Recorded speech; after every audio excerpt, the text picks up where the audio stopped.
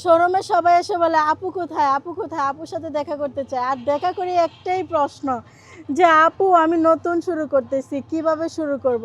আমি অবাক হয়ে চেয়ে থাকি যে মানুষটা হচ্ছে আমার ভিডিও দেখে এত দূর থেকে চলে আসছে, তার দোয়া তো আল্লাহ তখনই কবুল করে ফেলছে। সে তো সেইখান থেকেই শুরু করছে ব্যবসা। তা এখন শুধু হচ্ছে পরিচালনাটা যদি তুমি সঠিকভাবে করতে পারো তাহলে তোমার ব্যবসাটা কে ঠেকায়। তুমি তো ব্যবসা সেই দিন থেকেই শুরু করে ফেলছো যেই দিন থেকে তুমি নিয়ত করছো। নিয়তের উপরে বরকত। আমরা সবসময় একটা কথা বলি আপুদের, আমি তোমাদেরকে সবসময় যে কথাটা ভিডিওতে বলি সেটা বাস্তবেও বলবো। তোমাদের পরিচালনা সুন্দর করো, এমনকি হচ্ছে তোমরা যেই কাপড়টা নিয়ে বিজনেস করবা সেটা কতটা মানসম্মত, এমনকি কতটা হচ্ছে তোমার এলাকা প্রচুর চলবে সেই জিনিসটা মাথায় রেখে তুমি ব্যবসা শুরু করো। আর ব্যবসার পুঁজি নষ্ট করবে না, যেটা হচ্ছে তোমার লাভজনক হবে, লাভের অংশ হবে, সেই অংশটা দিয়েই কিন্তু তুমি এক নম্বরে হচ্ছে পরিবারের খরচ করবে।